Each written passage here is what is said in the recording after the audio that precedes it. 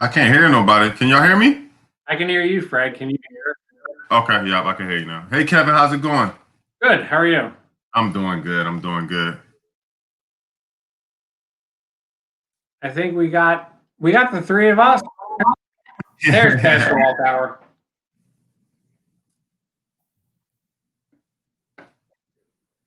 We heard you for a second. I think we got three of us. There's Pastor Walthour. Am I there? We hear you now. Oh, it's out. Yeah, we're losing you. Look, I'm gonna be the host today. I'm gonna be the host today. Oh, this is Suffering in Silence with Dr. Larry Walthour. We have Kevin Schreiber, Fred Walker. Look, Sully. You're nailing it. I'm gonna be the host, Pastor. I'm gonna just take it over for you. We can't hear you. You might have to use your you on mute right now. You might have to use your you're on mute right now. But you may have to use your speakers and volume on your computer. Oh. We're gonna take a quick commercial break. We'll be right back. We gotta pay our sponsors.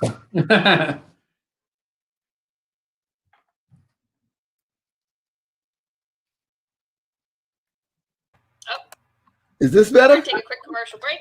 We can hear you now. We'll be right back.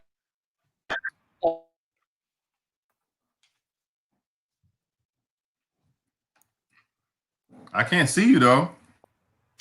Can you hear me? Is this better? Take a quick commercial break. We can hear you now. All right. So let's see. Let's try to get back there. Are we there? I can't see you though. You can't see. I'm good. I see you all. I'm good now. It's delayed. It's delayed. All right. Let's try to get there. Woo! Are we there? Good evening, everybody. Good evening. This is Suffering in Silence. I'm your host, Larry Walthour, coming to you live from the broadcasting booth. We had some technical difficulties. I think Fred was holding it down. Good evening. This is Suffering in We got some feedback. Larry Walthour, coming to you live from the broadcasting booth. We had some technical difficulties. Can y'all hear me now? Yeah. Can y'all hear me? Am I there? Yeah. All right. Woo. Good evening, everybody. This is Suffering in Silence. We have some technical difficulties. Let me first thank you all for your patience. Let me thank Kevin and Sully and Fred. Fred is officially Larry Walthour the third tonight. So we're going to give him that honor. Thank you so much. To the Facebook, to the YouTube, to LinkedIn. This is Suffering in Silence. I'm your host, Larry Walthour. We're talking about economic justice on tonight. We had a couple of challenges, but I think we're back. And we're grateful to have tonight for this wonderful conversation. The CEO of the York County Economic Alliance. I had a chance to meet him when I first came to York. He was a state representative of the 95th district, and now he's the CEO of the York County Economic Alliance, the one and only Kevin Schreiber.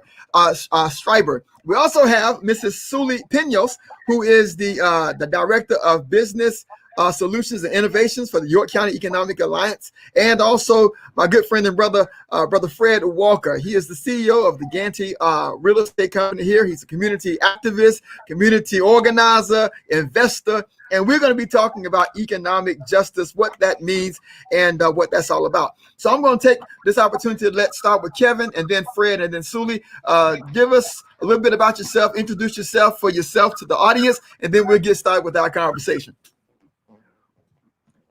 Sure. Again, my name is Kevin Schreiber. Thank you, Pastor. Thank you for having us this evening, and thank you for having this important discussion. First and foremost, I want to say thank you on behalf of the York County Economic Alliance and the viewers for Pastor Walthour twofold. The man was the recipient of our Volunteer of the Year Award and I think he actually picked up his hardware today. So I want to say thank you. There it is, nicely done. So thank you. Thank you.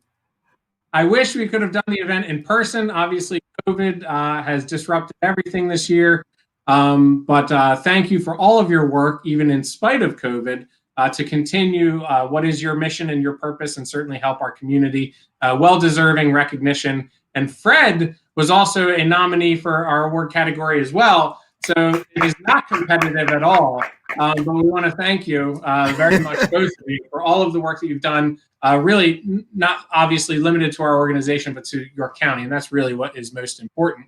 Pastor Walthour, for all of the viewers and for your congregants too, really should know that you are also one of the committee members for the Restart Grant Review Committee. And I'm sure we'll talk a little bit more about that tonight. But you are one of 3 individuals that reviewed the 1,044 grants that were now awarded, of which about over 800 grants were now awarded. So we really want to thank you, but we really appreciate all that you're doing. So with that, my name is Kevin Schreiber. Hopefully I've had a chance to meet many of you who are watching tonight. If not, it is a pleasure to meet you. I am president of York County Economic Alliance, as Pastor Walthour had said, and have formerly served the great honor of serving as a state representative for the 95th District, which includes primarily City of York and the metropolitan area. And then before that, I spent about a decade working for our City of York, our government, as our Economic Development Director. I have a wife, Jen. I grew up outside of the Philly area, so I am an Eagles fan. We are first placed in the NFC East, and clearly the Super Bowl from here out. Who would have thought? 1 win and we're headed to the Super Bowl. So grew up in Philly, came to York for York College, stuck around, married a York native. I am not a York native. I am not a Yorker yet, but I've been here for more than 50% of my life. My wife, Jen, and I live in the city, a small coffee shop in downtown York called the Green Bean. And it is just she and I, and we absolutely love our life here in York. And we love the fact that both of us can walk to work through our city every day and see the individuals and the families who are our neighbors and who we can help in some form and fashion. And I am incredibly grateful for all the great people in this community. So that is me. And now I get to serve the York County Economic Alliance and have an absolute blast making very cool things happen every day with awesome people like Fred and like Sully and Pastor Walthour. Hey, man, thank you so much, Kevin. It's a pleasure for you, man. Pleasure for us to know you and to work with you and bringing about so much change in this community. Fred, you next. I mean, listen, Fred, it was an honor being in that class with you, man. I commend you. Like Kevin said, you do so much in this community. The only thing I don't like, both of y'all are from Philly, and I'm a Dallas fan, so I'm outnumbered tonight. So. All right, I'm hanging up now. Right, Kevin. What people don't realize real quick is the award actually went, it came down to, it was such a tough competition. We couldn't decide who to. It came down to a push-up contest. So I got to give it, Fred, Dr. Walthour beat. I'm just going out there and saying it to everyone. He's in better shape. He's definitely in better shape. So, Thanks, Kevin. Thanks, Pastor Walthour. My name is Fred Walker. I'm president of Gandy Real Estate and also half owner of Four Squares Development here in York, Pennsylvania. I came here from Philadelphia as Kevin. I'm a Philadelphia person. I was in the military for 10 years. I'm a veteran. Also taught at Howard University for about 3 years, military science, political science. And also what brought me here to York was I got tired of how Washington, D.C. was so expensive. I mean, we were paying like $800,000 for a row home. So I said, it got to be some cheaper property somewhere in Pennsylvania. And so I said, I circled. It landed me in Chambersburg initially. And then I came and visited York, and I've stayed ever since. I've been here since 2004. I'm married to Dr. Janique Washington Walker, who also works for the Children's Aid Society. She's the assistant executive director for the Children's Aid Society, and she's doing wonderful things over there.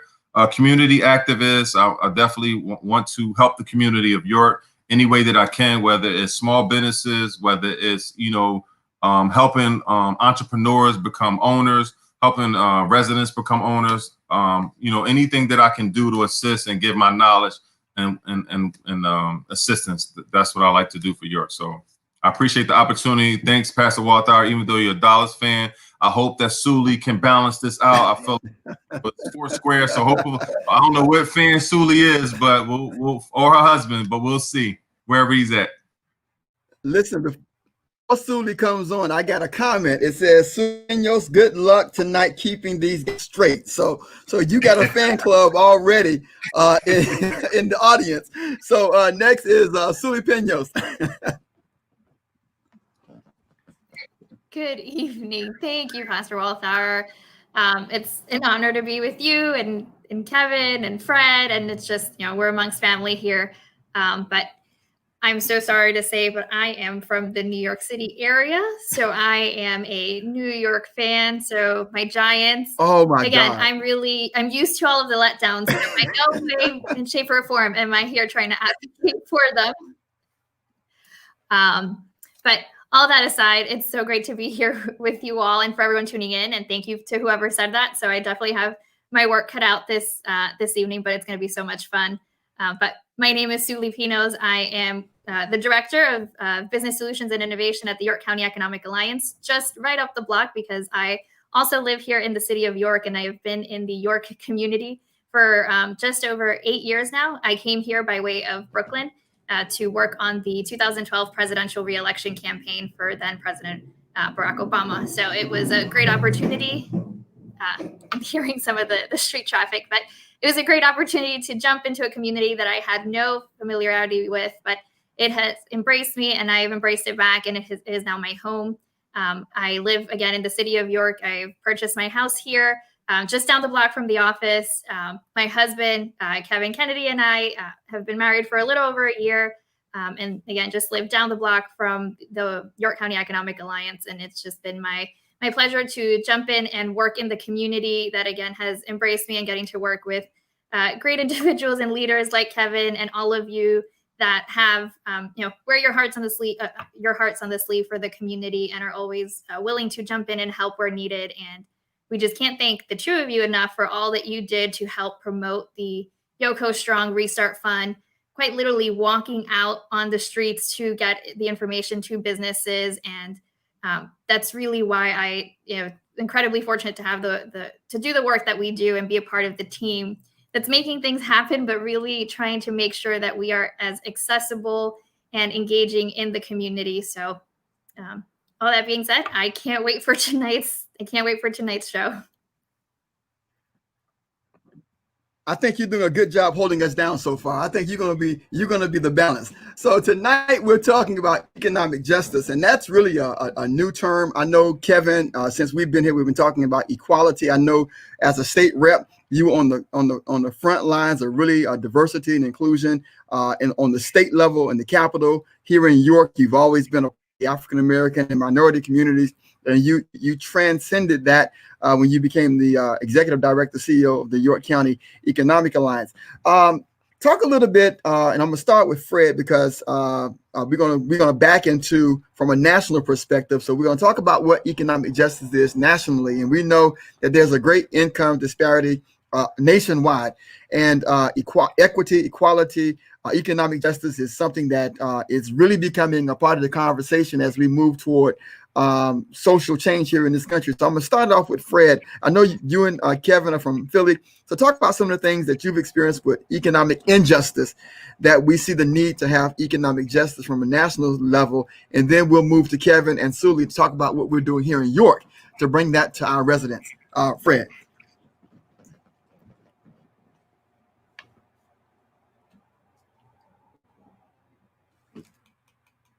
Fred, you're muted there.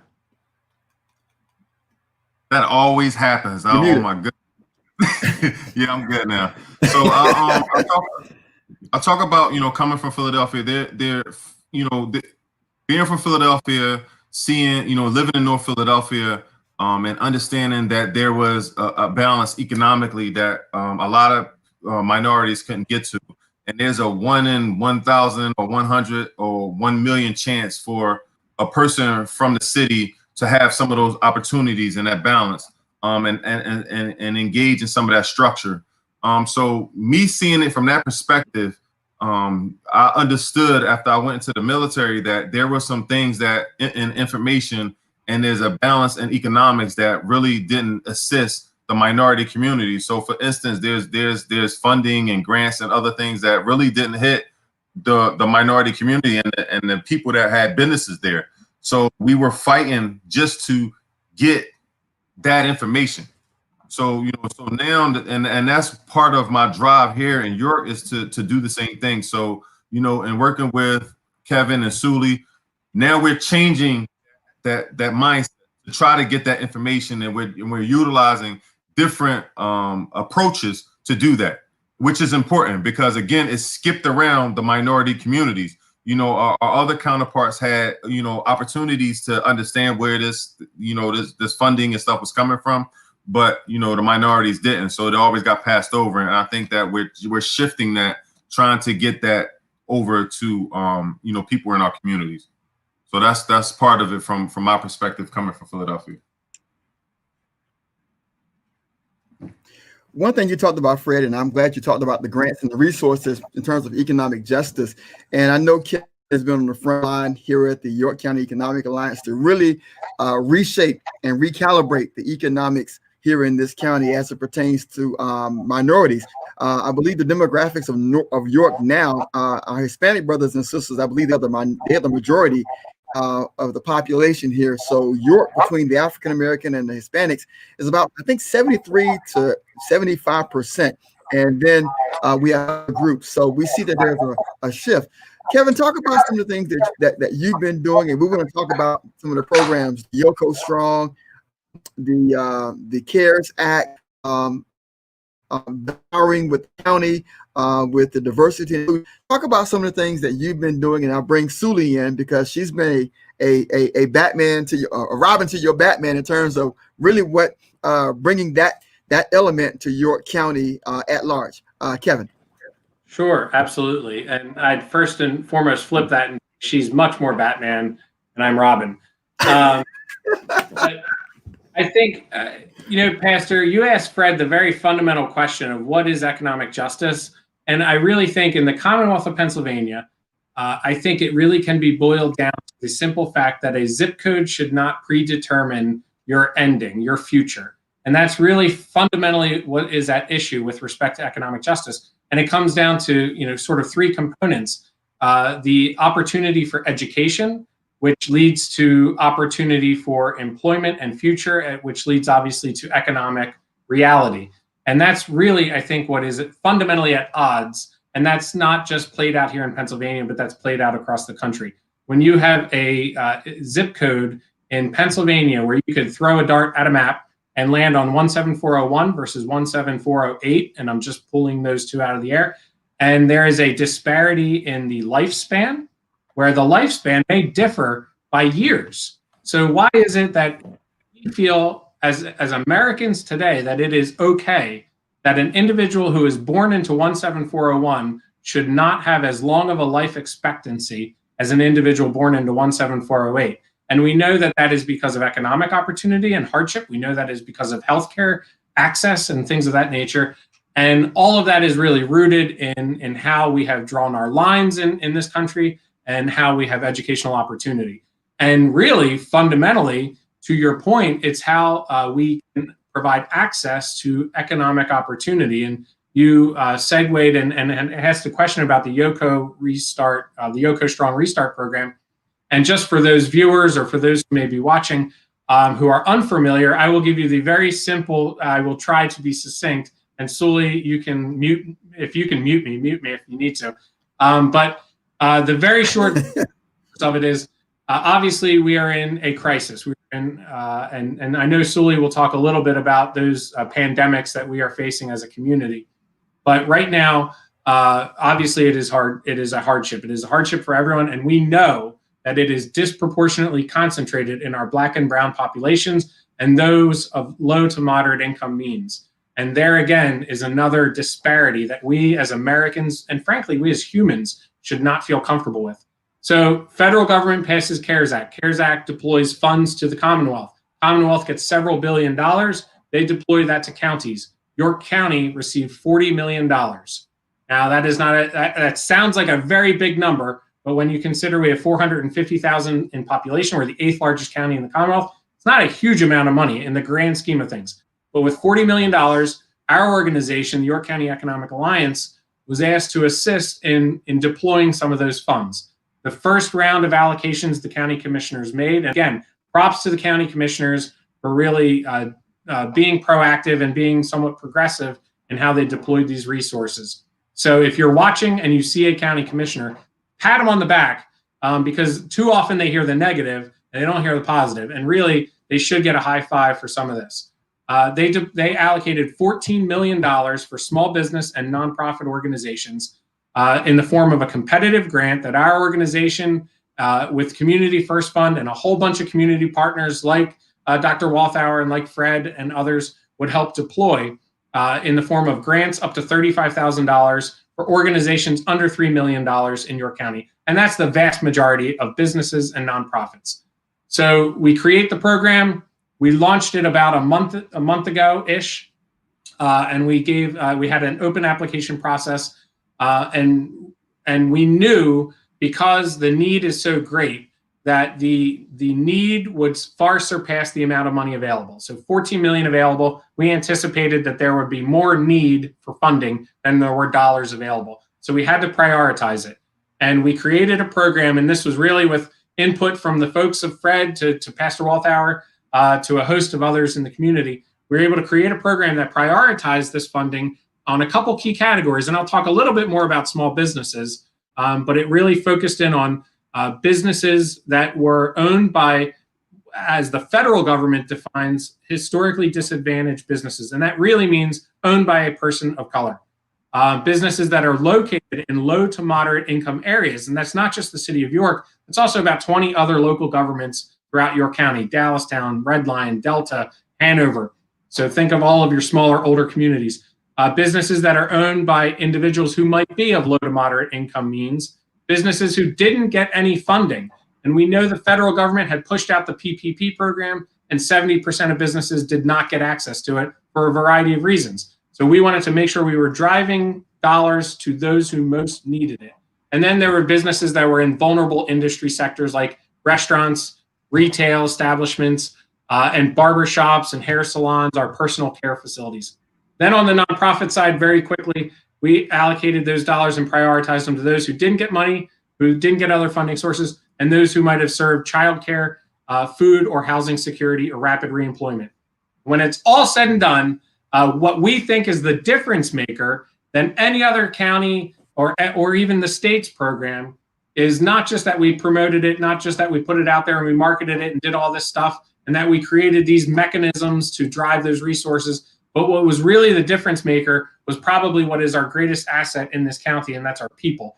And that was the outreach that we had done. And the 3 other individuals that are on this call today did an inordinate, a considerable amount of outreach. Fred, Pastor Walthour, Sully, Saturdays they were walking blocks. They were taking time out of their day, all precautioned with social distancing and face masks and sanitizer, but they were quite literally walking into business establishments throughout our county, not just in the city of York. They were asking elected officials to come along on that journey with them. We hosted open office hours. We had professional services from the likes of like Grace Corte, Dominic Chapman, Sherry Washington help us out so that if a business walked into our office and didn't have every piece of information that they needed, those businesses would help them. And I know I'm going on this is like on 26 minutes now, but I'm trying to give you the full. So the long and the short of it is, the difference maker was the outreach. And I mean, quite literally, folks, and I know Sully has heard this joke too often, but it is rooted in reality. She quite literally had individuals driving and pulling up in front of her house and walking into her living room to help, so that she could help them scan their application and make sure it got in by the deadline.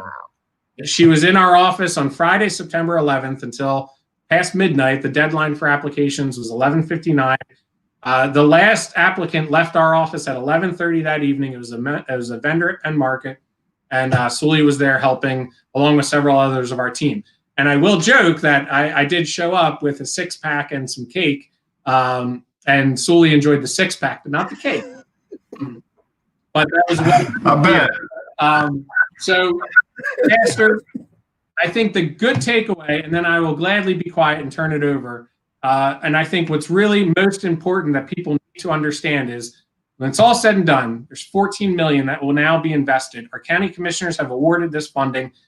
Pastor Walthour is one of the individuals who made the recommendations to the county commissioners. $12 million will be deployed to small businesses and $2 million to nonprofits. Over 100 nonprofits will now get an average grant of $19,000. Over 700 small businesses will now get an average grant of about $17,000. And all told, over 800 applications will be awarded funding of about $17,000 on average. That's 78% of all applications that will be funded. And here's the couple final stats, and then I promise I will actually pinky swear to shut up.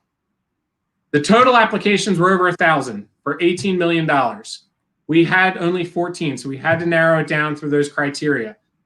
At the start, the total application pool, 33% of all applications came from individuals of color. This is really on the business side, not the nonprofit. 33% of applicants were individuals of color, representing 29% of the funds. 21% of that was our African American and our Hispanic brothers and sisters. 9% were our Asian Americans. And here, this is so critical, and this is where going the extra mile is important. The methodology works. Going back to that scoring and prioritizing the funding for individuals of color, so 33% of applicants were individuals of color for 29% of funding. After the scoring process and the awards, so the awards that will be made, it increases to 39% of applicants of awardees are individuals of color and 36% of the funds. So we now have 36% of our dollars going to what equates to about 20% of our population. And that is so vital and so important, and every other county in this Commonwealth can emulate that and learn a lesson. And that's where providing opportunity and access and going that extra mile through outreach really does make the difference. I'll be quiet. Wow. Thank you so much, Kevin. Before I bring Sully in, we have a comment that says, give that lady some champagne. Forget the 6-pack. Give that lady some champagne. and we getting a lot of hits. So the conversation is beginning to share. They're sharing it on their various platforms. So your voices are being heard. Sully, I know you're going to come in on what Kevin said, but I think something vital, and I want to commend the York County Economic Alliance for doing this. That Small Business Academy that you launched was really, I think, part of the major piece of economic justice. I think Fred, you were instrumental. I think you made sure some of the businesses went to that particular academy, and I think the restaurant in your building came through that academy. The gentleman they did through that academy. Yes, he went did. to that academy from the York County Economic Alliance, and now he has his own business. He has his own restaurant, but it came through that academy. So we see economic justice works. So Kevin talked about the awards. He talked about the economics. As you dovetail the economics, talk about the education, because what we found out is that a lot of these businesses had good ideas, but they didn't have the education about structure, and how York County Economic Alliance really partner with them, give them the tools of education that they needed to be successful. And then we'll bring Fred back into this because he was instrumental in getting a lot of those clients in there. I think the young man that has what's the name of it? Skillet. Skillet to plate. Yeah, skillet to plate. Skillet to plate. Soul Bistro. That business is a result of the York County Economic Alliance Small Business Academy. So it does work. So Sue, talk a little bit about the education and then the economics, and then we'll bring Fred back in for small businesses. Sure, happy to. I am going to just quickly follow up on some of the comments from Kevin, just highlighting the accessibility and emphasizing that through education, eliminating the barriers, really where we can provide the connection to the resources for whatever your pathway is, whether it's that you're an entrepreneur, you have an idea, you want to start a business. let's see where you are and how we can connect you to those resources. Or if you're someone that has been unfortunately laid off due to COVID, let's find what your skill set is and how can we connect you to training that it might be available at little to no cost, and then connect you with employment that is paying opportunities for employment that might be anywhere from $18 and above an hour. That could be a pathway to a sustainable financial future for yourself, your family, your household. But really honing in on the accessibility, the education, that's so key. And with programs like the small business development program that launched last year, that was an opportunity. And kudos to everyone that helped develop that, from the Confronting Racism Coalition to everyone on this call, to just really taking input from leaders in the community and organizations that said, we know that there are great businesses out there, and we know that there are great individuals with ideas to start a business. But what are those fundamental steps to make sure that they're opening their business and they're not just closing 6 months from now? How can we break down the information, again, make it accessible not just by the time of the day that the classes were held, but language, and how do we eliminate those barriers, and through that eliminate all sorts of intimidation when it comes to choosing the next step of your life. Again, opening your business, finding a training program, or your pathway to employment.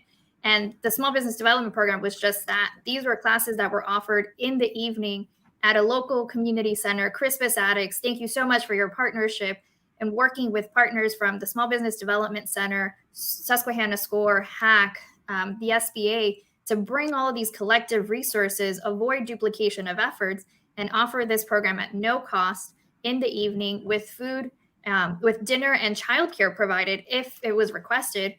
But there was also a key focus in making sure that if language was going to be a barrier, then we had interpreters on hand. So there were individuals that went through this program in Spanish simultaneously as the learners were participating in English. Through this program, again, it was a 5-week fundamental steps of what's a business plan, and giving a template for a business plan, and also going over it. So not just saying, here's what you need, but here's why, and here's how you can implement it on your own. And if you can't, here is where the York County Economic Alliance and all of its partners can come in as referrals and connections and just additional support. So we also had office hours for any of those participants. And for the inaugural class, we had over 90 participants. Over 40% of them were business owners, existing and future, that wanted to start, that had their business in the city or in the county. It was a pretty even mix, predominantly women. And we know that women across the nation are opening and establishing their businesses at double the rate of men. So it was really great to just see those numbers in effect here through this program. And it was a free 5-week class. And then to support our contractors pipeline and mentoring to connect them with larger general contractors, we worked with the likes of Kinsley to have a 7-week class for any contractor, anyone that maybe they've been working for a general contractor and realized, why can't I just start my own small contracting company, and then provide opportunities for others and learn how to bid for projects. And we worked again with all of these great partners to break down that information on how can they become part of it. And we've heard really great success stories of some of those participants, not only being able to establish their business like Terrence from Skillet to Plate, but small contractors like Johnny Dickerson from Worldwide Property, who's now connected with Kinsley Construction. And he's a fantastic subcontractor and does amazing work and has worked with larger companies, but now here's a direct connection with a general contractor like Kinsley that may not have been there if it weren't for this class. In addition to offering all of this, there was an incentive for perfect attendance. All of those applicants were eligible, that achieved perfect attendance would be eligible to apply for a grant that our organization was going to award them.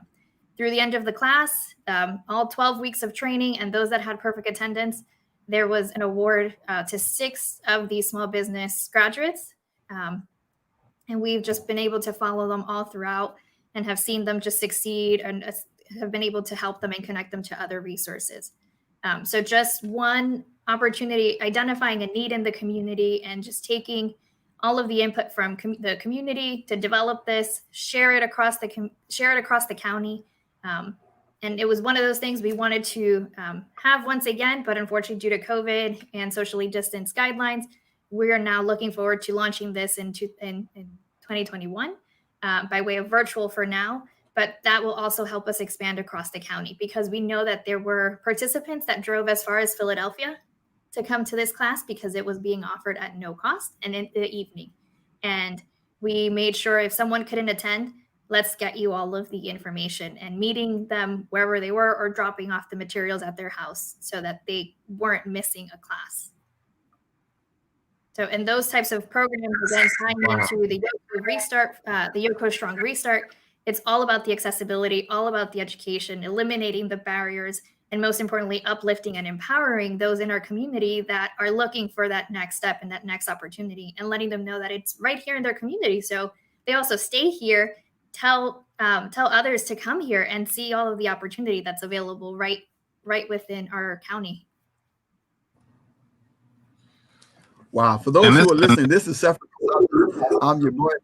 I'm Dr. Larry Walthour. I'm your host. And I have tonight Mr. Kevin Schreiber, Fred Walker, and Suli Pinos. And we're just talking about economic justice and building bridges, talking about the national conversation about economic justice and the challenges that we see across this country and what is being done here in York. And please feel free. We do have a streamline and we do have a call-in. The call-in number is on the screen.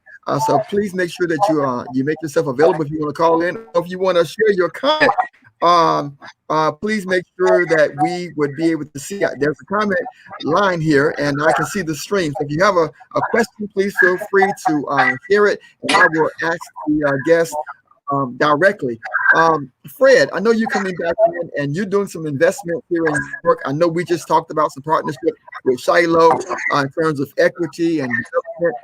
Talk a little bit about, I think it's Foursquare and what you're doing, and in terms of equity and equality, and how equity and equality is translating into economic justice on the West End, where you are right now.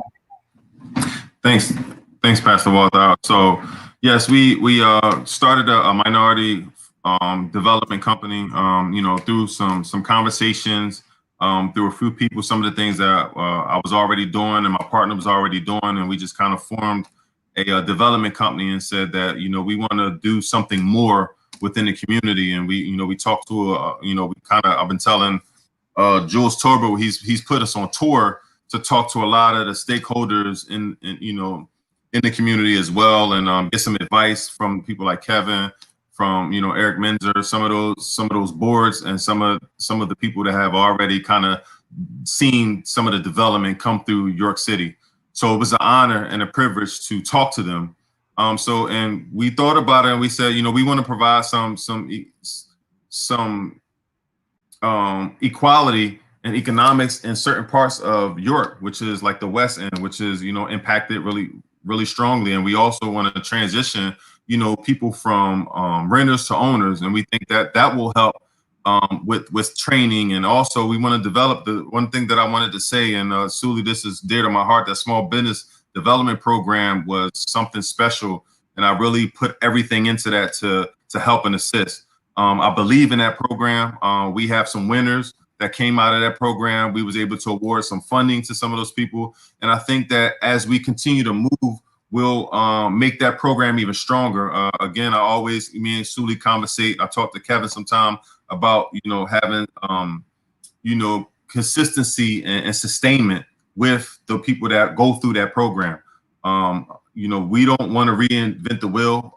If there's a program in place already, we just want to make sure that we get more people involved and more people engaged, and we get more people trained on how to open a business and associate them with other people that are doing it, like the Kinsleys, restaurants. We can mentor them into, and have an incubator for different programs that people are having. But our goal is to start out in the West End and, redevelop. We don't want to push people out of the community. We want to redevelop, and we want them to, have ownership. And we think that will help with economics as well in that particular community. So we call it Foursquare because we want to kind of attack the whole entire city. The East End, the South, Parkway, all those different areas that we feel that need some redevelopment and that people can participate in. Also, we want to be able to utilize people that's in the community that are those electricians that went through that redevelopment, we went through that small business development program, that are getting their certifications. We want to empower them as well to get that training, to get those certifications, and we want to utilize them in those 4 squares. You know, there's electricians, there's contractors, there's construction workers in each part of the city. So we want to empower them and want them to take pride in the part of the city that they live in, and you develop them for that particular square or that particular area. So that's how we feel like, you know, economics will assist and help those people, and also help them understand about you know, their wealth, and also, you know, kind of get them engaged with what's going on in their particular area. Financial literacy is another part that we want to establish. Teaching people financial literacy, to, you know, and there are services already there. We just want to align them into those particular services. I'm a firm believer of not duplicating efforts. I think there's too much of that in York sometimes. So if there's a organization that's doing that, like YCEA, we want to shift people. I want to shift people to that program. You know, I don't want to duplicate and try to recreate the wheel if something that's already established and relationship that's already established. We just want to add to that, you know, to that particular training and to that particular business development program. I like what you said, Fred, and I know Kevin wants to jump in. I like what you said about that pipeline of those businesses that went through the Small Business Academy, and then awarding them those opportunities after they get certified. And we were talking about economic justice, because justice is about seeing something wrong and making it right. That's all justice is. It's to see something, whether it's systemic, whether it's social, whether it's self, and we do everything that we can to make that wrong right. I was in a meeting. We were in a meeting with Kevin, and I'll let Kevin and Suli talk about this. And you mentioned a 10-year plan that the Economic Alliance was working on in terms of diversity and inclusion.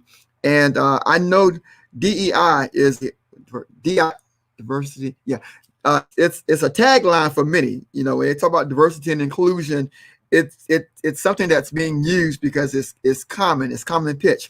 But in the meeting that we had with you, Fred and I were there.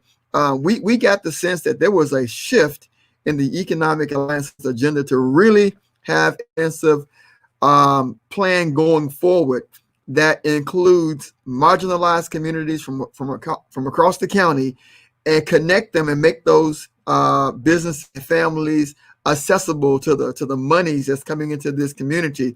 Talk a little bit about that 10-year plan and it's going. And then Suli, we'll bring you back in on your involvement with that plan in terms of a countywide strategy. And then I'll bring Fred back in on partnerships. So Kevin will talk about the overall arching 10-year goal. Suli, you talk about countywide strategies, and me and Fred talk about partnerships, because we bought in. I mean, and I know when we first started talking about this, Kevin, you remember the conversation. A lot of people was like, yeah, we heard that before. Yeah. But we now begin to see a shift in attitudes, and we see a lot of what we've been talking about for the last 3 years really coming to fruition. And so talk a little bit about that, and I'll bring Fred back in on community partnerships. Sure. You know, first and foremost, I think what we really need to do right now in York County is throw the ball far down the field. And we need to set sort of the marker and then work our way backwards. And that's, you know, really what we've not done an excellent job of. For all of the great intent of past plans, I think where we have fallen short is actually on the implementation, and is acknowledging the fact that we have very real challenges in this Commonwealth and in this county. And it's too easy to get lost in the macro data. And certainly right now in the day and age that we live in, where you can get very lost in the analytics of data that can be collected. I think what we can realistically do right now here today is focus on things that we, the 4 of us, and all of the individuals who I know are within our networks who care just as deeply about this community can really influence. So, Pastor, what we had set out to do pretty much this time last year, is really in the 4th quarter of 2019, is it's time for a 10-year county economic plan. Every decade, the county has to do it.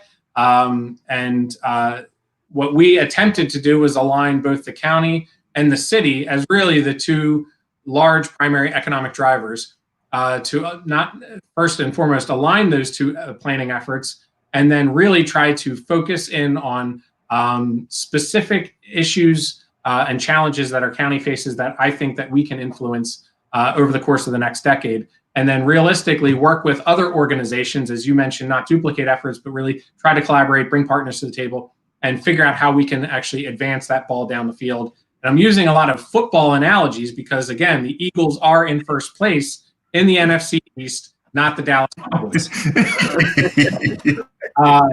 Let that be known, and I hope it's being recorded and we can repost it in the Super Bowl, which is very likely to happen. But so tail end of last year, we say, let's go into this year and we're going to do this. We hire an economist to actually work with us.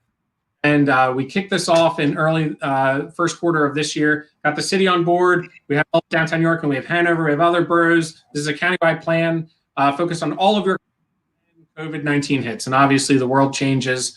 And now, as Sully has repeatedly said to me, we are facing three pandemics: an economic pandemic, a health pandemic, and a social justice and racial equity pandemic. So how can we attack these three issues? And I think we are actually in good position in that we're working on a plan. So it's not like we had just approved it and now all of a sudden the world changes. We're in the throes of it. So let's not waste a crisis, and let's use this as an opportunity. So we pivot our economists to actually analyze data of COVID impact and interpret it and use it to help foster priorities. So every day, we're all crushed with the news cycle, right? Especially right now with weeks leading up to the election, which I hope all of your viewers have vote or will vote or registered to vote. Please vote, and you can vote now. So make your plan to vote, please. But we're all crushed with the news cycle. We hear the data every day. A tweet is sent out and the unemployment changes and the stock market goes up or down. There's very little that the four of us or individuals in your county can do on a daily basis to affect the GDP of your county or our country or unemployment. But what we can do is we can actually have access to data that we can actually foster creative solutions to make opportunities for challenges. So, for instance, and Sully hit on this a little bit earlier, we know that in your county, just on the data that we collected, and this is all available on our website, it's all public right now. The plan is in its final development. So please take a look at it. Please give us feedback and please help us create this implementation schedule. And that's really where rubber meets the road. But I think what's most important is we know right now in your county that we're trailing the state average and the national average in Black and Brown owned businesses in our county. We know that we are trailing the state and the national average in women-owned businesses. We know that in your county, this is staggering, that 70% of the white population earns a living wage. 60% of employees in your county who are Black and brown individuals, African-American individuals are earning a living wage. 12% of Hispanics in your county are earning a living wage. We can actually influence that and we can change that. To open a business as a white person, there is a pathway that exists that has existed for many years. To open a business as an individual of color or a woman, it is very, very different process. And Sully and Fred touched on some of those classes, and I imagine this is partially why it's very near and dear to Fred, because those pathways may not have existed before. We need to create them, and we need to be consistent and keep them and institutionalize them in this county so they don't go away. So what we have tried to do is say, look, on a daily basis, the work that we do, we can't be so focused on the overall national unemployment rate or the GDP. But what we can do is we can say, if we add 25 new businesses by individuals of color per year, we can catch up to the state average. And should we not aspire to do more than that and actually create 30 businesses? And so what we're trying to do is shift an economic development paradigm that historically has been based on bricks and mortar and incentives to business to being people-centric. And how do we build the workforce and the talent for the 21st century? because we have 30 years of data that jobs follow people. That ultimately businesses will locate in environments where there is talent and there are consumers. So how do we do that and not focus so heavily on bricks and mortar? And look, to be clear, there will always be very cool redevelopment projects. There will always be quality of life enhancements that we have to do. But let's shift the economic development paradigm to people-centric. And that's where we can go into this planning effort and say, can we develop a plan that actually aspires to surpass the state and national average on the creation of minority-owned businesses, or the creation of women-owned businesses, or provide access to capital so that we can track right now how many individuals in our community have access to small business grants, small business loans. And what's so important about that business class, it's a business 101 class, it's a practicum. But if you can get through it, and if you can get perfect attendance, you can get a small business grant to incorporate your business. There's your first $2,000. And then where's the capital when you need $20,000 to grow? And then let us help you get the grant for $2 million to build the building. So how can we help the life cycle of a business and the entrepreneur in the community? And how can we be more people-centered and less business and building-centered? And so that's where we're creating a 10-year plan that has a significant, the number one priority focus is DEI. It is building a more inclusive county and a more welcoming county and a more welcoming workplace. And that's where I think we need to throw the ball down the field. And we're not going to achieve everything, and we're going to learn a lot in the process. We're probably going to encounter a lot of challenges in the process, and we're probably going to get called out on when we can do things and when we can't do things, because we're not perfect. But I think we need to try, and I think we have a phenomenal team, and it's comprised of individuals on this call and a whole lot of others out there. And that's where we do this plan, we get it adopted, and we figure out the implementation, we figure out our partner organizations and our partner people, and then we really need to hit with the ground game. And that's where that's really where Sully comes in and just drops the mic every single day. And I know Fred calls her once a week to talk about dropping that mic, but that's really where we have to have rubber truly meet the road, and it's on the implementation. So it's building a plan, and it's building a program, and it's building the people, but ultimately what is most important is it's rooted in policy, because policy will outlast people, it will outlast politicians, and that's how you change a paradigm. Wow, I like that. Policy, and people. I like that. Sully. I think he just dropped the mic on all of us, so I'm just trying to. But really, It's coming available in 2022, so I got to warm up my chops. That was not any announcement.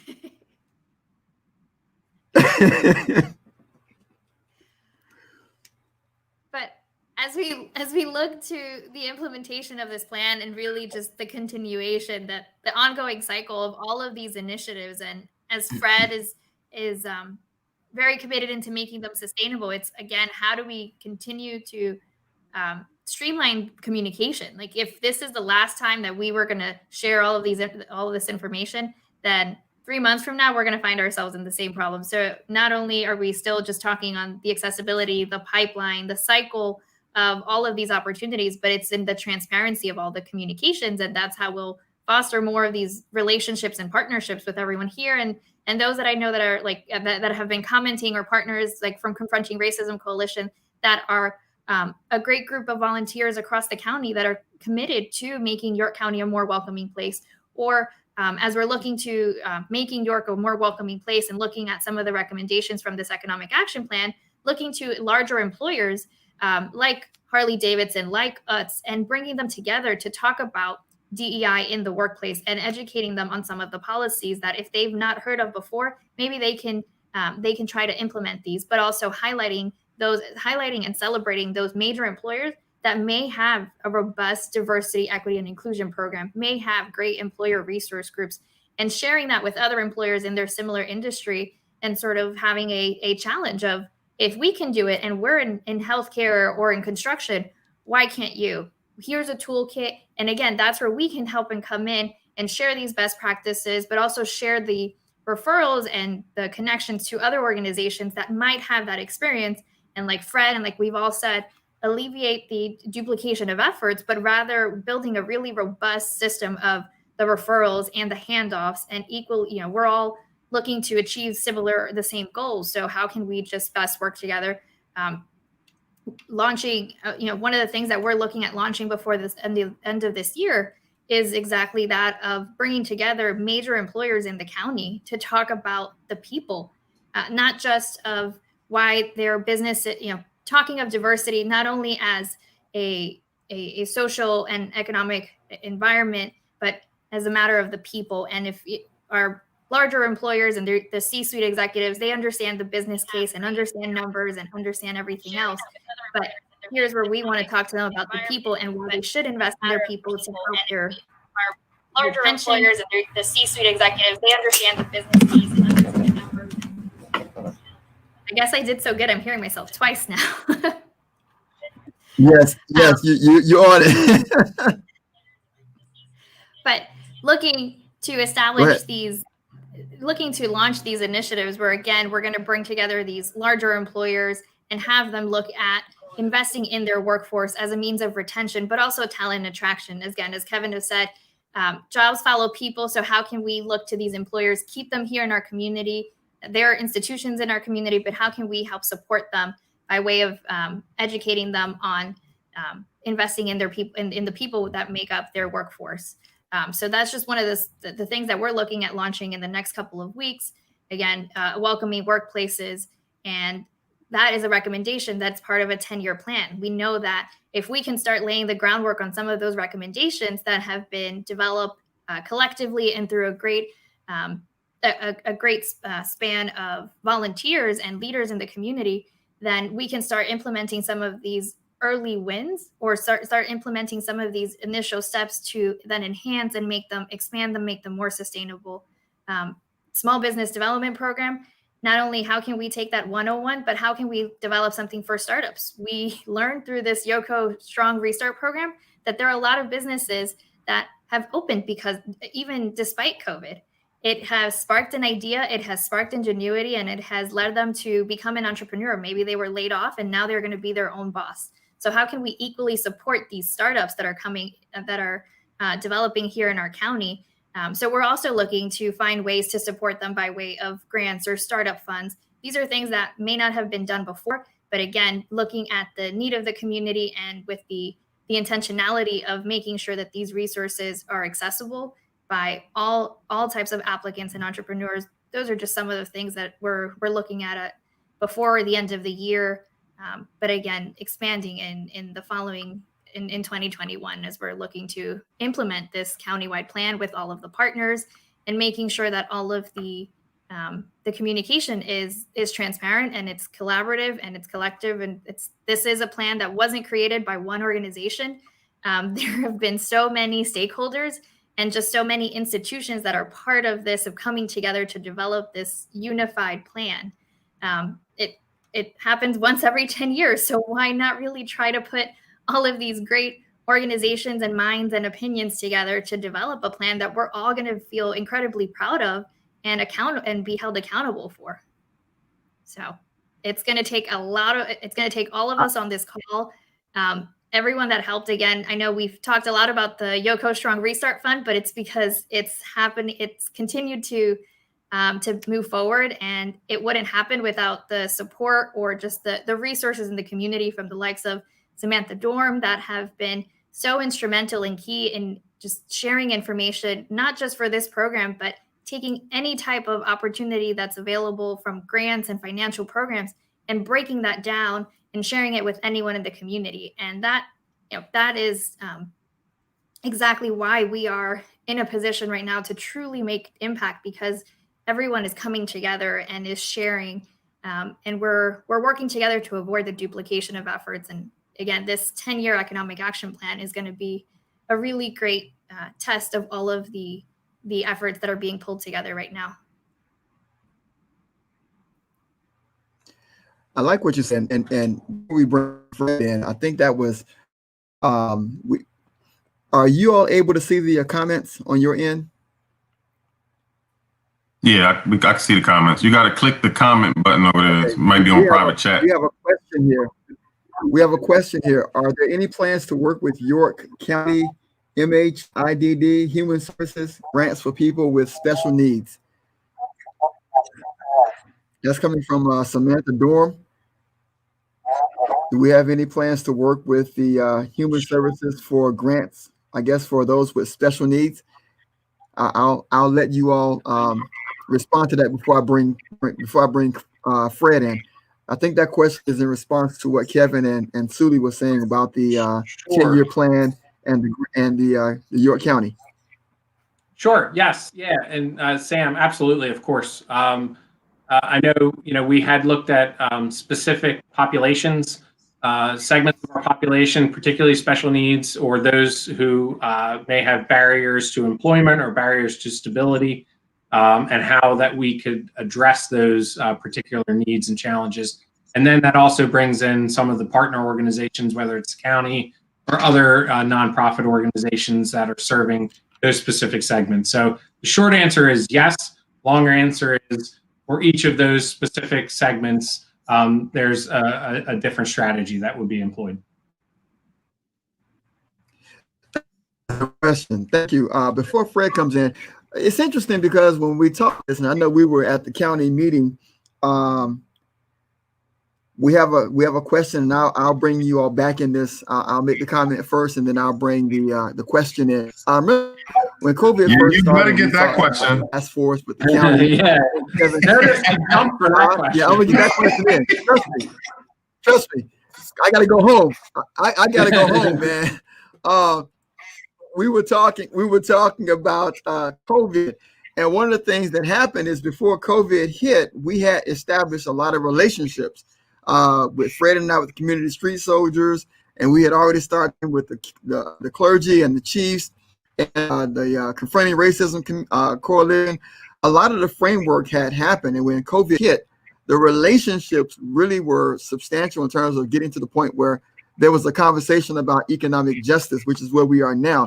But if we hadn't built those frameworks of relationships prior to now, we would be in a much dire spot in terms of really trying to I don't think we'd be at the point of having a YOCO restart program. That wouldn't have even been in the conversation because the relationships were not in place. So part of economic justice for any thriving community is that there has to be relationships between the corporate structure, between the community at large, the churches, the cops. There has to be a framework of relationships so that we can communicate and then work toward building that bridge toward economic justice. I'm going to transition. Listen, Michelle, whose last name we all know, she wants to know, how can I obtain more information on startup funds? I'm guessing that is to either Kevin or Suli. Right. So Michelle W. will just say wants to know where. Suli, you want to take this one? Sure. So short answer is reach out to our office. We're right here in the city. We service the entire county. We're right on Roosevelt in Philadelphia, or down the block from my house. But to just share a little bit more on that, between all of the grant programs that have been established, not just YOCO Strong, through our other affiliate organization, Downtown Inc., there's been the implementation and rollout of Bloom grants to support businesses. Most recently, 30 businesses in the Downtown Business Improvement District received funds to support them for COVID, but some of those did go to newly established businesses. So we are looking for ways to support those startup businesses by way of grants and funding. So more information to come in the coming weeks. So maybe we can come back in a couple of weeks and talk a little bit more about this startup program. Maybe just see how playoffs go for a couple of sport teams. But in the meantime, short answer, reach out to our organization. Happy to. I'm not sure how to type in on this chat, but I can put in our phone number, my email address. But just know that we are actively looking for ways to support, again, that entire cycle of a business owner, from startup to sustainability and succession. So more to come on startup grant funds for businesses in the county. if I could add one aspect to add content Yes. to sort of buttress that, for our female professionals out there, please reach out to Sully, join our Women's Business Center. In addition to just offering opportunities for professional women to network, meet each other, advance their opportunities. Women make up 51% of our population, and as Sully noted earlier, we're opening small businesses at twice the rate of men. Yet we did not have really an opportunity for women to professionally meet, gather, network, and present opportunities. And COVID aside, obviously that has inured our ability to get together and to have events. We're still doing some virtual events. We have over 200 professional women in York County who are members of our Women's Business Center. And in sort of the evolution of it, Sully and our organization helped create a women business grant for members of the Women's Business Center that included a pitch competition for startups.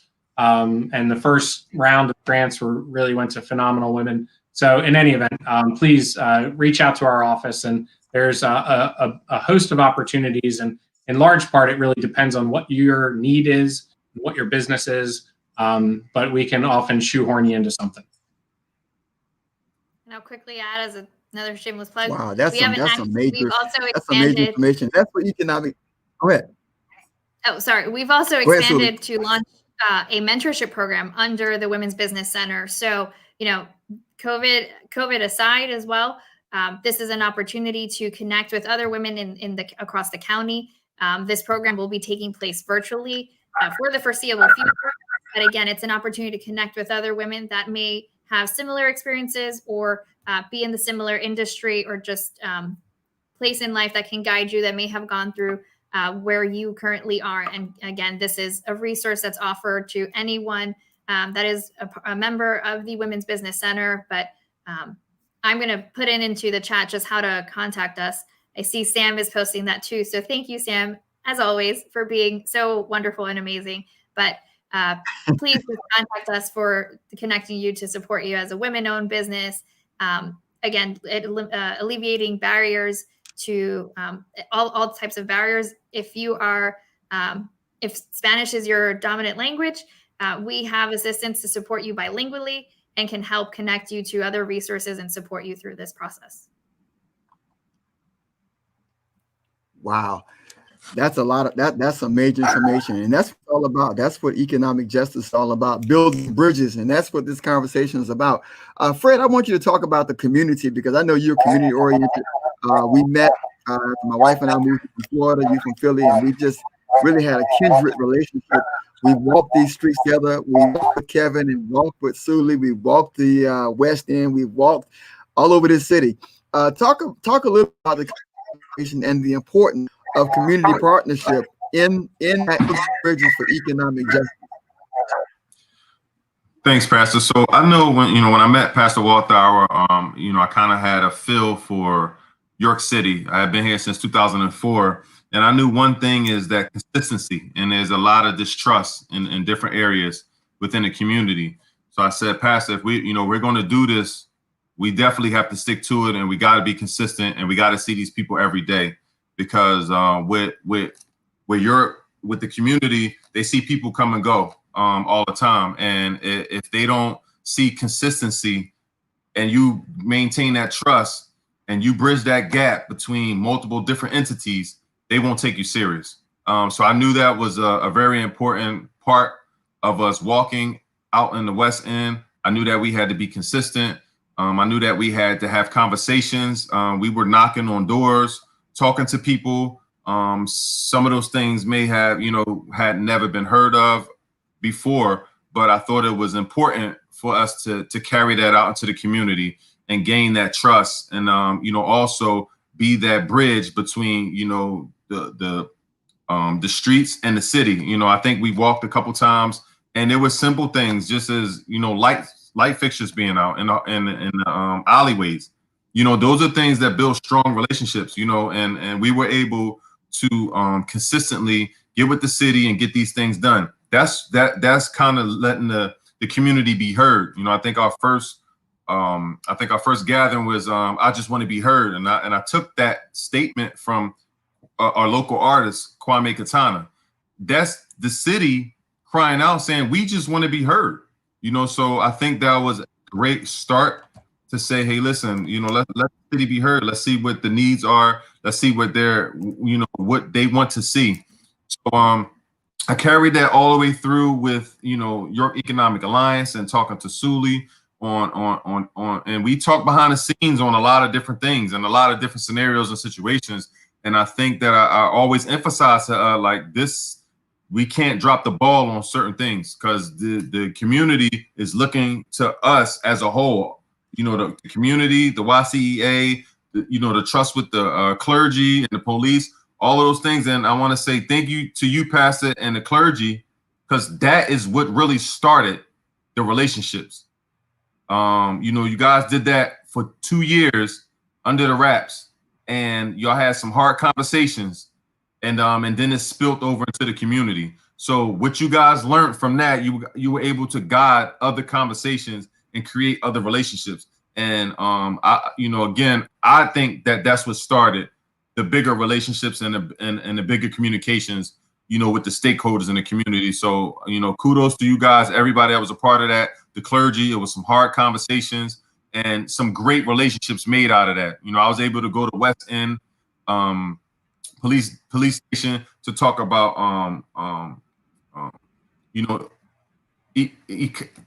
was able to talk to them about just different perspectives of racism, and we were able to have hard conversations, and they respected that. They were having some issues out there, and they wanted us to come out there and kind of help them navigate through that process. And we were able to do that. And that was just only through the clergy and, commissioners, sheriff's relationship. So those are important as we continue to build and put our names on different things. Those relationships mean a lot. I was able to get people to come to, the small business development course just out of my relationships. So, and they trusted that. A lot of people trusted that. The same thing with the Yoke Was Strong. All of those are important. And Kevin got the opportunity to walk with me and come on the East End. And, I think he saw the camaraderie and the relationships. And I think that, he had that perspective. Sometimes when you walk in certain ways, but when you go inside of that convenience store that you haven't been in, or you go inside that barbershop and you have that candid conversation with them, it gives you a different perspective. And they, a lot of them that tell you, oh, if you with Fred, then, we you good to go. And that's what that trust comes from. That trust comes from, those relationships. So I want to definitely, thank everybody that came out, that made us feel at home while we did our walks, and expressed to Kevin and Sully some of the concerns that they had. But that trust is very imperative for York City and York County. It's a major pillar. And, we have conversations behind the scenes to ensure that we keep that trust solid. I think that's powerful, and I definitely value the relationships that we have with Kevin, Sully, Fred, and the other agencies, the chiefs. I think York has something special, and it's been going on, it's been building, like you said, Fred, for the last 2 or 3 years. But we're beginning to see the fruit of those conversations. I know you can see the feed here, and there's a question that came in. Are there any plans in place to educate the employee market on obtaining economic stability through home ownership programs, financial literacy, other economic-based programs to help individual households? And then there's an absolutely. I don't know if that absolutely is saying that they agree or absolutely like they know that there's a program. So since we got Kevin and Sully, and I'm quite Fred, I know you do realty as well. Maybe you can talk to some of those programs or some of those support systems toward home ownership.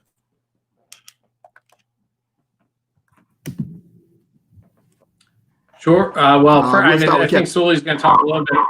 I think the one word that I'll say is pathways. And Sully will talk a little bit about pathways on home ownership. I think if Matt Castillo, if you're unaware of the first-time home buyers program, please become aware of it. It is modest, but there is a program, so you should be taking advantage of it. And I know we need to do a better job of, as a community, as a county, of educating people about it on the home ownership side. But I think what I would toss to is really, and I see Tanisha's on here as well, our Pathways to Prosperity program, because that really does try to encapsulate much of what you hit on in your comment, Matt. And that's really about providing pathways to individuals. And Matt, if I don't know if this is being recorded, it'll be posted later. Rewind about 30 minutes and check out all of our discussion that really centered on people-centered economic development and people-centered economic programs in our county and what we're planning on. But Suli, I don't know if you want to touch on a bit of Pathways to Prosperity, which really tries to hit a little bit of that. And I think several members of your comment feed and are members of our Pathways committee. Absolutely. And we've been talking about supporting individuals wherever their pathway is taking them, whether it's to entrepreneurship or to find employment, training, and much more. So over the last 2 years, working again with community leaders, larger employers, service-based organizations like Community Progress Council, Crispus Attucks, and working together to take an inventory of what's available in terms of economic mobility and opportunity. What are the programs that are available right here in our community to support individuals, whether it's a student that is very handy and may not be looking to go to a traditional four-year education? That's great. Let's get them connected into trade opportunity certificate programs that with a little bit of training can take you to earning a family-sustaining wage. So how can we best coordinate and align all of these resources through Pathways? And another great initiative and resource that's coming together in the next couple of weeks is taking all of these resources and this inventory of opportunities for entrepreneurship, for employment, for training and empowerment, is taking all of this and developing it on a clearinghouse, online clearinghouse of resources, which will be called the Pathways portal, which will be launching in the next couple of weeks. That will be accessible in over 30 languages. It's meant to guide the user wherever they are on their pathway trajectory, whether they're looking for an internship, an apprenticeship, if they're a high school student looking for career shadowing, if you are a individual that's returning from incarceration and you're unsure of where can you go to connect for employment, this Pathways portal will be that repository of all of those resources. Again, it's going to be accessible in over 30 languages, alleviating the language barrier, connecting you to resources like where to get your GED, where to connect with organizations like Community Progress Council, should you need assistance in financial literacy or the budgeting classes that they offer, or again, in the partnership with them and LHOP for the first-time home buyer.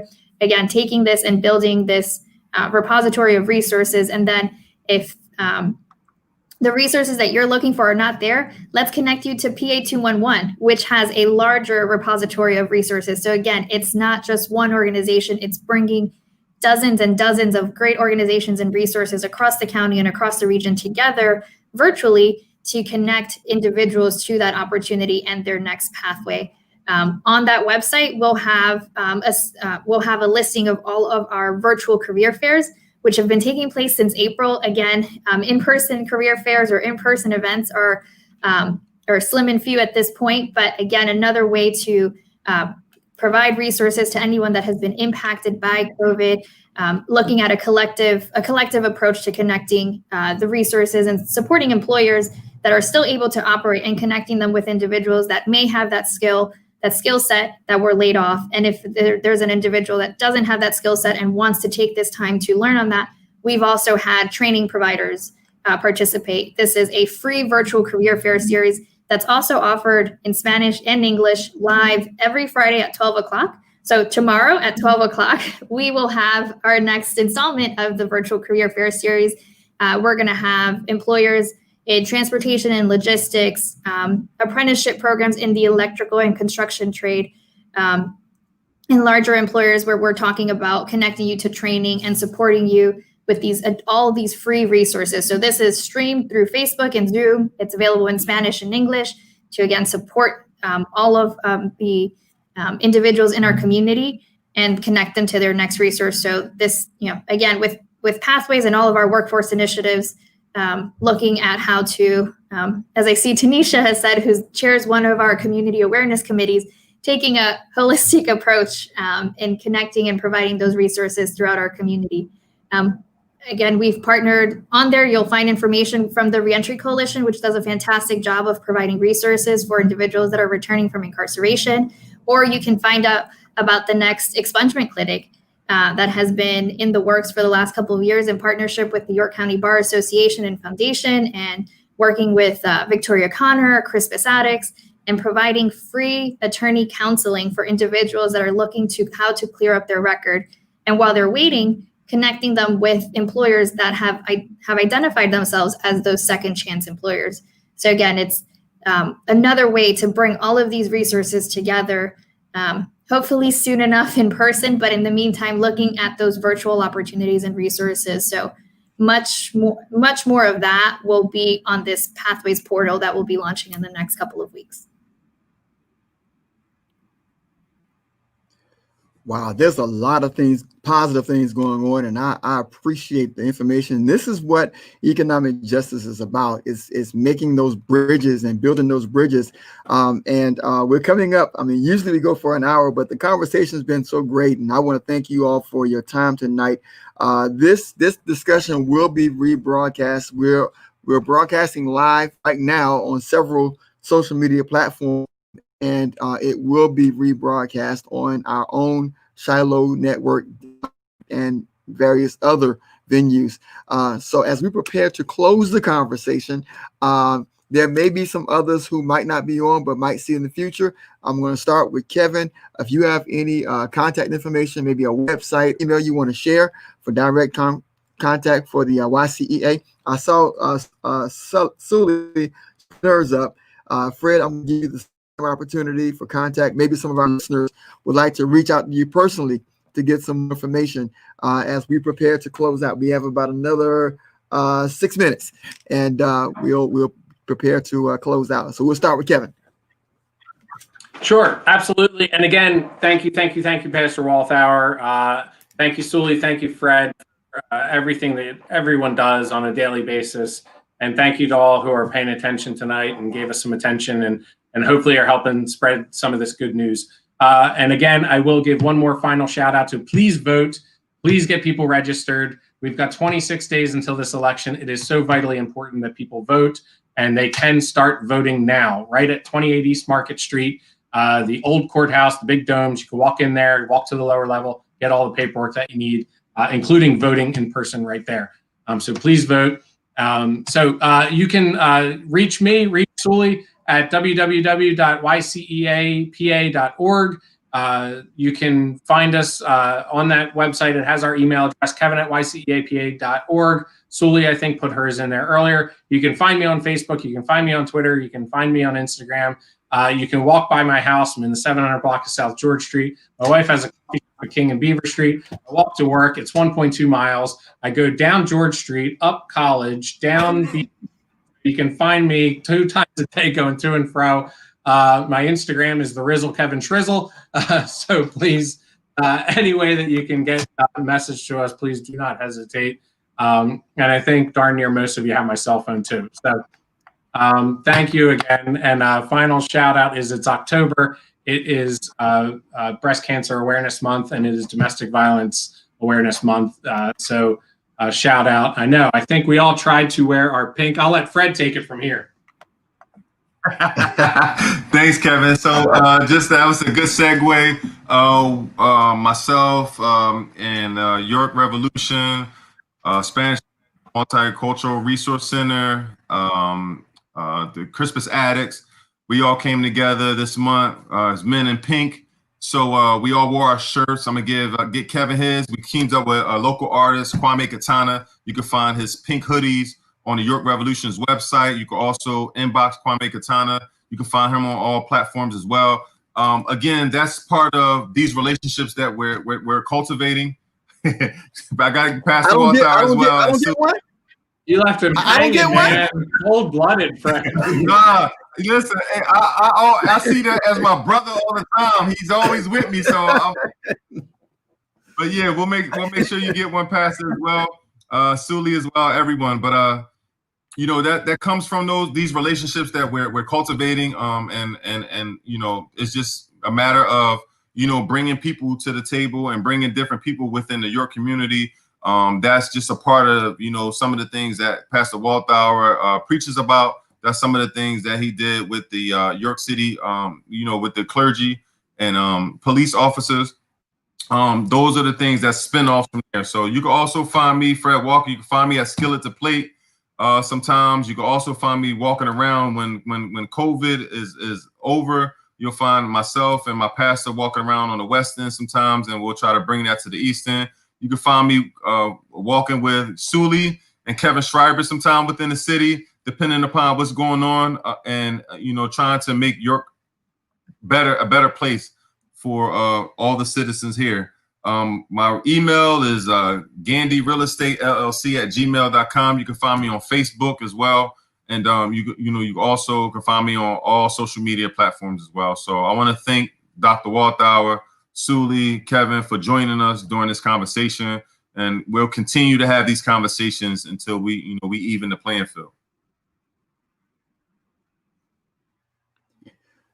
Sully, I know you put yours out, but there may be some that came on late and didn't catch it. Sure, I'll add that. Thank you for having us this evening.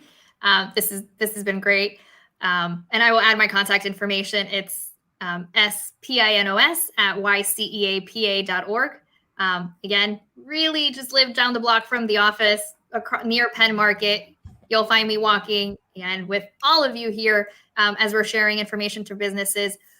Really quickly, one other resource that we're sharing to businesses that we have been walking in the last couple of days to share this is that we received a very generous donation of PPE and masks, hand sanitizers and masks. So we have been getting it to all of our small businesses to request a set or a box of 50 masks. You can just contact us at yceapa.org, or I'll add it into the chat. But you'll find us quite literally walking around to businesses with PPE to make sure that they have this so that they're compliant with all of the guidelines, not only for themselves to keep safe, but for their customers and patrons and those around them.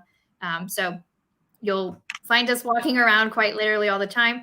And as we are walking around right now, to remind everyone that the census deadline has been extended through the end of this month. So after, 3 things to do. After you check your voter registration and find your polling place, because polling places have changed, make sure you can take another 5 minutes and fill out your census by going to 2020census.gov. It takes 5 minutes. You answer a couple of questions, and then you can text another 2 friends and remind them and ask them if they filled out their census. Because again, these are incredibly important counts that every 10 years. And this is really where it comes down to how much funding our communities can receive and access. And in times like this, when pandemic, we're seeing all of those opportunities and shortcomings. So important to fill out and complete your census if you haven't done so. And there's great teams that are walking door to door right now to remind you to take your census or to fill out your census. So check your voter registration. If you fill out your mail-in ballot or absentee ballot, don't forget, if you do a mail-in ballot, there is a naked ballot. Don't let your ballot go naked when you mail it in. Probably saying the word naked more than I have in the last week. But making sure that you don't vote naked either. Well, you can vote naked as long as you vote. Yeah, as long as you vote, do whatever you like. But make sure that you put your mail-in ballot in the envelope, and then put that envelope in the envelope that will be mailed out or that you will deliver to the county or the ballot drop-off box. So make sure you're registered to vote, submit your vote, fill out the census, reach out to us if we can help you with anything. Quite literally, we're here to help you with your next pathway and connect you to other resources. So you can find us on Roosevelt in Philadelphia, 144 Roosevelt Avenue, yceapa.org. And I see social media handles being shared, but please let us know how we can help. And it's not the beginning, it's the continuation, and it's going to take much more. So thankful for the opportunity to work with everyone here and to everyone that has been on this session and all of the partnerships. So it's a really great time to be here in York County. Thank you all so much for joining on tonight. This has been Suffering in Silence. I'm your host, Dr. Larry Walthour, and I want to thank you all for that shout out for voting. Just so you know, we are having a ballot march on the 24th of this month, and we'll be meeting at Penn Park at 11 o'clock, and we'll be physically marching to that location that Kevin mentioned, 26th Street. We'll be marching from the park to manually drop our ballots in the mail. So ballots are being email today, so mine's on the way. So for those who want to take part in the ballot march, hold your ballot, bring your ballot to the park. Make sure you bring your security envelope, because if you don't have that, it will not be counted.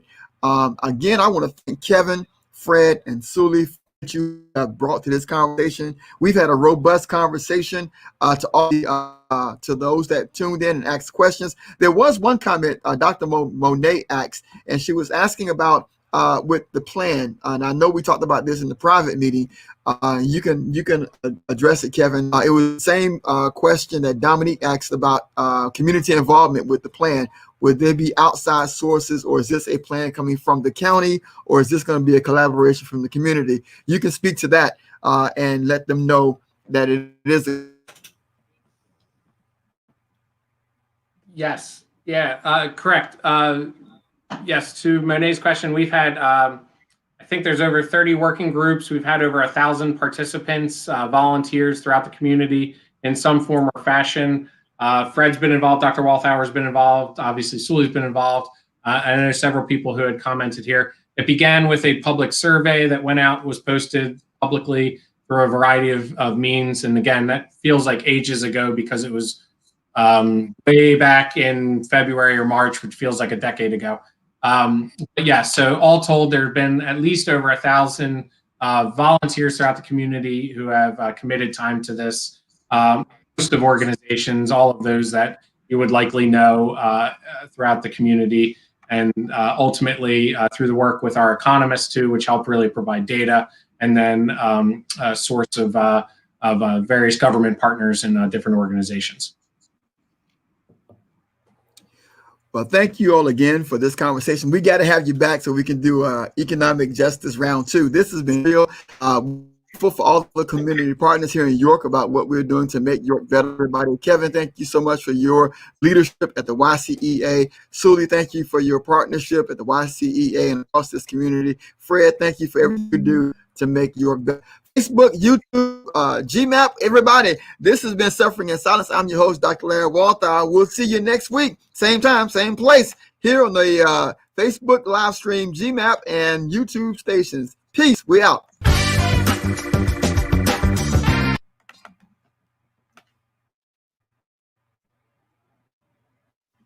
Are we done?